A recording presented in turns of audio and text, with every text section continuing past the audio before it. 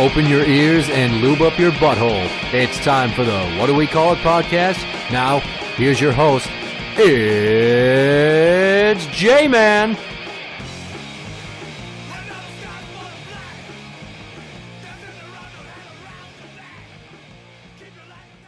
Welcome to the What Do We Call It podcast. I'm Jmann. And I'm number one fan, Tim. There was a guy who appears to be in the UK. And he was accused of rape. What? And in the 11th hour of his trial, not literally the 11th hour, you get what I'm saying? Mm-hmm. All of a sudden, during the trial, after, Jesus Christ, a couple years of being under the gun for this, it was revealed that police had failed to hand over more than 40,000 text messages from his accuser. 40,000? 40,000. 40 and then a comma and 3 zeros. That's a lot of text. Yes. He described his ordeal as going through mental torture after the rape case against him was thrown out in court because police revealed they had not handed over 40,000 text messages from his accuser. Okay, let me just get this straight. So he was on trial for this. Liam and then Allen, it was dropped because of those text messages? Mm-hmm. Okay. Let me read a little bit about this to you. Liam Allen, 22, faced up to 10 years in jail, charged with 6 counts of rape and 6 counts of sexual assault against a young woman over a 14-month period that began when she was 19. Why? The criminology student at Greenwich University had spent nearly 2 years on bail and 3 days in Croydon Crown Court, where the trial was stopped in dramatic fashion after it emerged police officers had failed to hand over evidence that proved his innocence. The alleged victim had claimed she did not enjoy sex, while Mr. Allen claimed it was consensual and she was acting maliciously because he refused to see her after he returned to university. Shut up, bitch! Now the judge has called for an inquiry at the very highest level to understand why police failed to hand over critical evidence, including 40,000 text messages from the accuser to Mr. Allen and friends. The messages showed how she had continually messaged him for casual sex and how much she enjoyed it and discussed fantasies of violent sex and rape. Make me feel good. God, who the hell? Oh, never mind. We went over that once. Outside the court, Mr. Allen said he went through mental torture over a 2-year period and relied on the system to uncover evidence that would exonerate him. When first accused, he turned to a local lawyer who had done work experience with and said he was terrified at the idea of going to prison with sex offenders and worry about what would happen to his mom and flatmates when he was away. Yeah, mom and flatmates. It's over there. Isn't flatmates the same as roommates? Yeah. The terminology there is kind of different, obviously. And he said that he felt like he was on his own because he could not talk to his mother about the details of the cases because she might have been called as a witness, and he couldn't talk to his friends because they might have been called also, and he felt completely isolated at every stage of the process. The life-changing discovery was made when a new prosecutor took over the case 1 day before the trial began and ordered police to hand over records, including a computer disk that contained 40,000 messages. Jesus. His lawyers had already sought access to the accuser's telephone records and messages, but their requests were denied on the basis there was nothing of interest in them. Yeah, whatever. Upon discovering the messages, Mr. Hayes said he would offer no evidence in court and would like to apologize to Mr. Allen. That's the new prosecuting attorney. I smell a lawsuit. Right. And the prosecutor further says, there was a terrible failure in disclosure which was inexcusable. There could have been a serious miscarriage of justice which could have led to a very significant period of imprisonment and life on the sex offender registry. It appears the officer in the case has not reviewed the disc, which is quite appalling. You bastard! You know what that tells me, though? She lied. Oh, I didn't enjoy it and all that, but she was texting all the time. Women are fucking vicious. Well, more importantly, I mean, the bigger theme here is that the failings of the justice system over there, and then shit like this happens in America. It happens all over. Every country, I want to say, yeah. Unless it's like, India, and then you can just rape at will, apparently, and get away with it. You can do that. The defense quickly saw the information, blew the prosecution out of the water. If they had not been seen, this boy faced 12 years in prison and on the sex offenders register for life with little chance of appeal. So this is off of the BBC website. And here's some parallels I want to draw to one of the most high-profile, and I will say one of my top 5 favorite cases ever to go through the criminal justice system. All right. Are you familiar with the West Memphis 3? West Memphis 3. Ring the bell, but I'm not drawing up details. Small town, a very idiotic police force.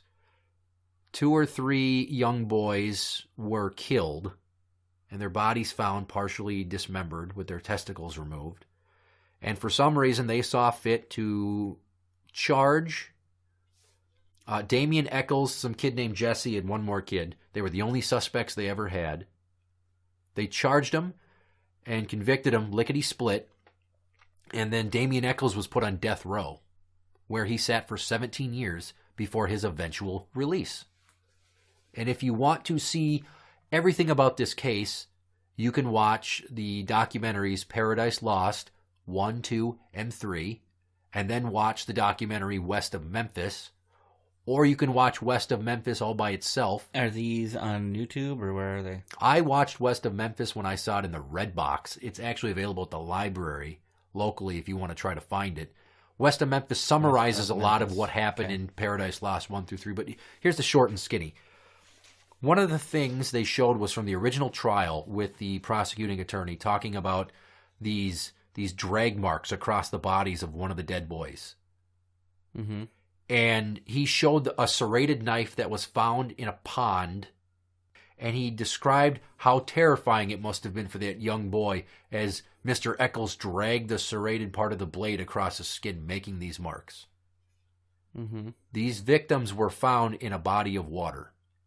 They had been there, I believe, at least a day or two. And what you will find in West of Memphis is there were scientific explanations for all the markings on the body like that, because there were snapping turtles in this body of water with claw patterns that match what was on the body. Okay. And the damage to the soft tissues of the face was from being underwater and animals nibbling on them. Yeah, the snapping turtles and other they'll pick. I mean, shit, I go swimming in a lake. There's a lake I like to go to. The sunfish bite you. Yeah, so the 3 kids that were convicted and sent to prison, Damien Eccles and this Jesse kid who had a diminished mental capacity, I'll throw that in. The guy was a little retarded on a medical diagnosis basis, low IQ. And they were just the freaks in town. They were the Metallica lovers. It's a big reoccurring theme here is how much Damien loved Metallica. Mm-hmm. And they pinned it on the music and the fact that he wore black clothes all the time. And it was just this character assassination based upon his interest in subcultures. That's the only reason that a lot of people thought that he ever got convicted and sent to death row, Damien Eccles. And he had tons of support from famous people all over. He struck up a friendship with Johnny Depp. And when Damien was finally let out, 17 years later, or maybe it was 18 years later, him and Johnny Depp went and got matching tattoos. Oh, really? They're friends in real life. Wow. For the longest time, the slogan was Free the West Memphis 3.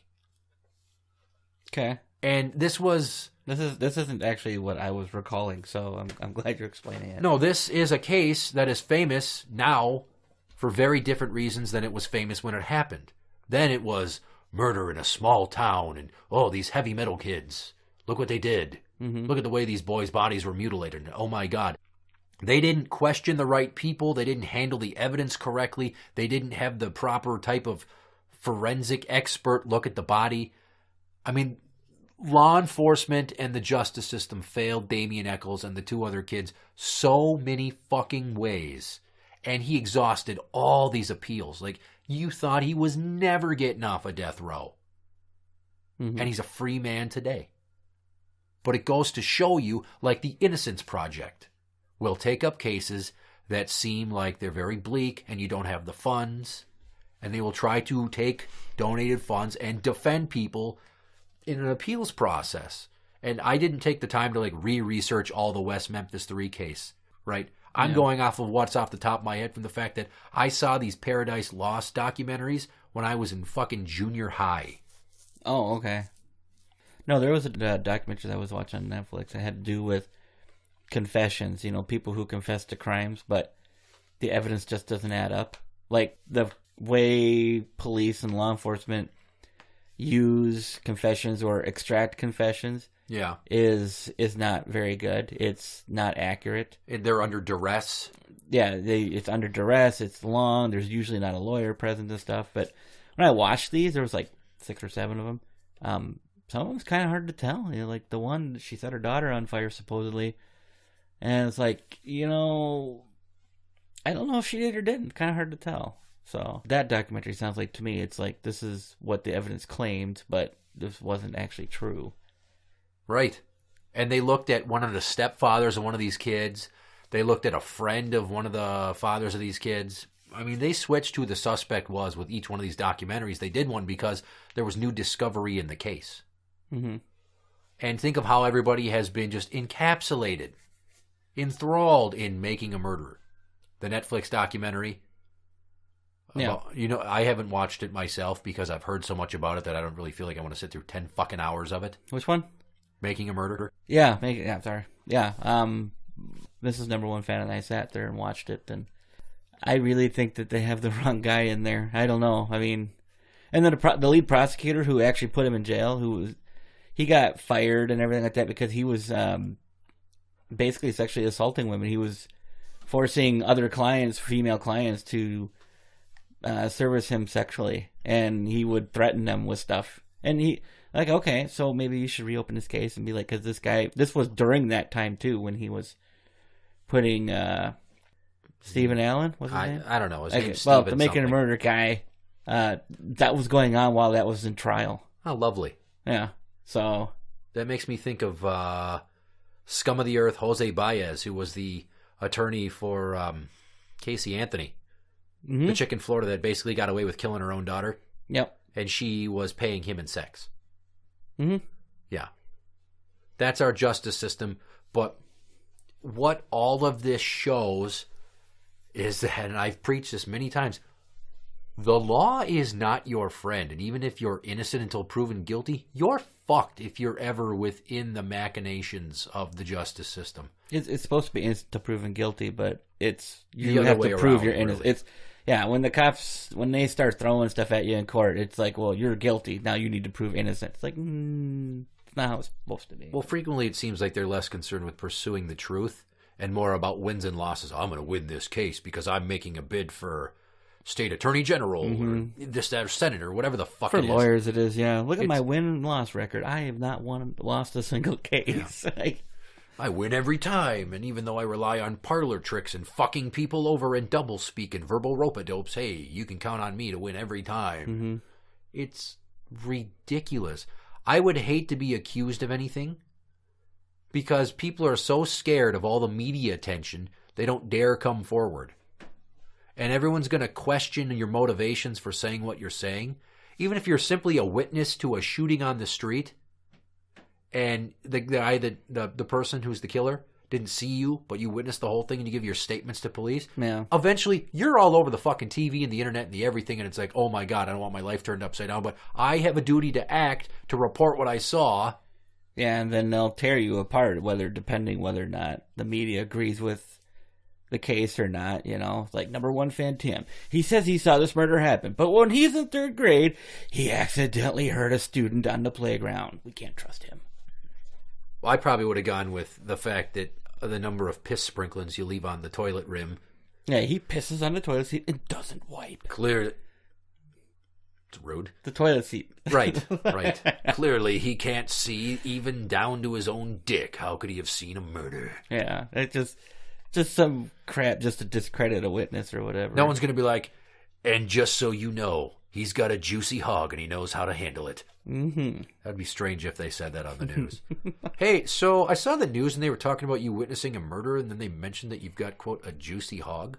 Would you like to see it? You think that this shit can't happen because of all the checks and balances and fail-safes, but it happens so often that and how could you ever be surprised that some lazy cop didn't want to put in the work to get the right details? Yeah. Like, they just wanted to, it's like, I want a conviction, so let's just make shit up, or let's not show that because that could prove innocence, you know? Well, it's just... Like 40,000 text messages. Right. Right. Oh, there's nothing to them. Because you didn't want to read 40,000 text messages, you lazy son of a bitch. Some of them were probably quite interesting to read, honestly. Well, she clearly has rape fantasies. She likes it. She wants it to feel real. What are you, fucking nuts? Yeah. Here we are back to that Louis routine. It's a great routine. How come we didn't have sex the other night? Because you didn't want to? No, I did. I really did. But you stopped me. Well, I wanted you to work for it. You know? What do you mean? Well, I kind of like it to feel like I want you to take control. I want to find it feel like force. Are you out of your fucking mind? Wait a minute. If you want it rough, you need to tell us. And even then...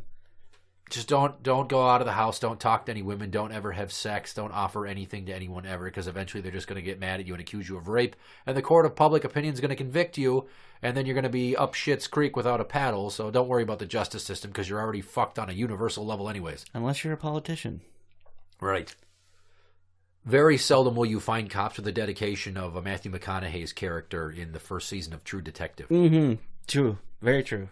When you think justice system and how it should function, these officers of the court, these people with powers of arrest, that should just be haunted by these cases they can't solve when the facts don't add up, and sort of going, well, yeah, plenty more crime.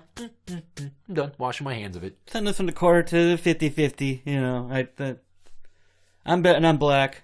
Right. Like, fucking, this kid was going to get convicted of 6 counts of rape just because some psycho bitch had buyer's remorse. That echoes a lot right now in the current climate of all these accusations against everybody every day. I was sexually harassed. He created an uncomfortable workplace because one time he talked about how he had an upset stomach from eating too many enchiladas. He talked about diarrhea. And then he looked down my blouse. Or he brushed up against me when we were walking through a crowded hallway once, and I think I felt one of his balls on me. It's not everybody can be as open as shut as a Harvey Weinstein, who it comes to light that he's got 90-some fucking women that have accused him of shit, and then it turns out that he's got 91 cases open of private detectives trying to dig up dirt on these bitches so he can leverage against them to shut the fuck up. Gotcha, bitch! Or Matt Lauer, who's got a button on his desk to shut and lock the door of his office. breaking news. You're not getting out. Yeah, this just in. You like that, bitch? That was better. Fucking terrible. It should. Well, obviously everyone should be appalled that this happened, and I would be too. Like this new prosecuting attorney, kudos to him for going, hey, motherfucker, you want to stop sleeping at the wheel here and give him all this information, this 40,000 items of discovery? If you want to go through it, I'll go through it. It's my job. Pretty much. But that's the justice system for you. It's just a whole steaming bowl of diarrhea. It's sad to say. Interact with the show on Twitter at What Do We Call It? That is at What Do We Call It? You can find us on Facebook at facebook.com/group/What Do We Call It podcast show.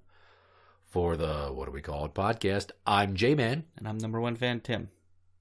And that's the end.